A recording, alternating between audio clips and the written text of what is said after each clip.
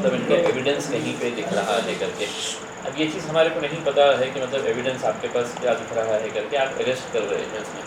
लेकिन हम ये भी उम्मीद करेंगे जिसका एविडेंस हमने आपको दिए है, जिसके अंदर है तो बहुत सारे लोग दिख रहे हैं उस एविडेंस के अंदर, अगर ये पूरा वायरल होने के बावजूद भी अगर उन लोगों को अगर आप छोड़ रहे थे और किसी इलाके से है तो बच्चे को लेके आ रहे थे, अगर वो दोषी है, एविडेंस है कहीं पर भी, हम उसके अंदर ये नहीं करेंगे। लेकिन सवाल ये पैदा होता है अगर हम इस नज़रिए से अगर हम इन्वेस्टिगेशन आगे लेके जाए कि उस दिन सड़क के ऊपर जितने लोग थे ये पूरे दंगाई थे, तो हम ये समझेंगे साहब कि मतलब कल को कम्युनिटी का कोई भी लीडर सड़क के ऊपर आएगा नहीं बच्चों को रोकने के लिए। बहुत सारे ऐसे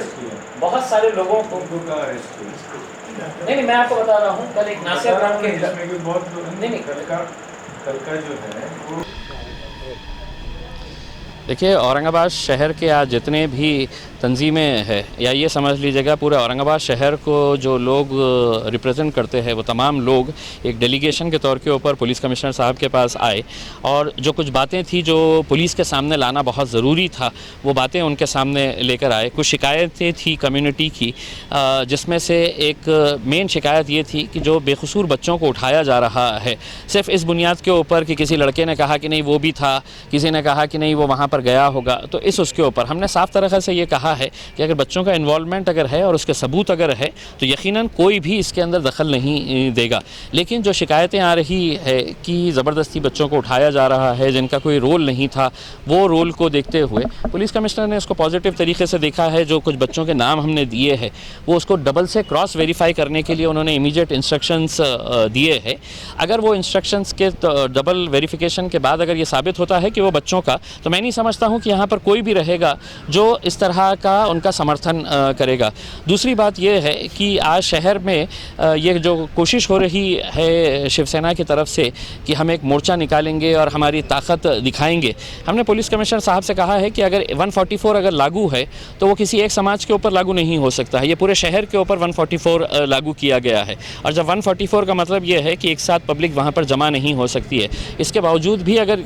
कोई क़ानून का उल्लंघन करेगा और क़ानून को तोड़ने की कोशिश करेगा तो आपको सख्ती से निपटना चाहिए, क्योंकि हमारी तरफ से जितना मुसलमानों की तरफ से हम कोऑपरेशन करना चाहिए वो पूरी तरह से कर रहे हैं। ख़ास तौर से कि ये जानते हुए कि रमज़ान का महीना है और सभी लोग इबादत के अंदर अपना वक्त गुजारना चाहते हैं। कोई भी इस तरह की जो हरकतें यहाँ पर औरंगाबाद शहर के अंदर हो रही है वो ऐसी कोशिश कर रहे हैं कि औरंगाबाद शहर का माहौल किस तरह से ख़राब हो। हमने पुलिस कमिश्नर को ये यकीन दिलाया है हमारे कौम की तरफ से, हमारे मुसलमानों की तरफ से, कि हमारी तरफ से जितनी भी कोशिश रहेगी शहर में अमन बरकरार रहे, इसके लिए हम पुरजोर कोशिश करते रहेंगे। लेकिन अगर सामने वाले अगर इस तरह की कोई हरकत कर रहे हैं कि शहर का माहौल ख़राब होना, तो ऐसी सूरत के अंदर हम पुलिस वालों के ऊपर ये ज़िम्मेदारी डालते हैं कि शहर के अमन और बरकरार रखने की ज़िम्मेदारी वो आपकी रहेगी।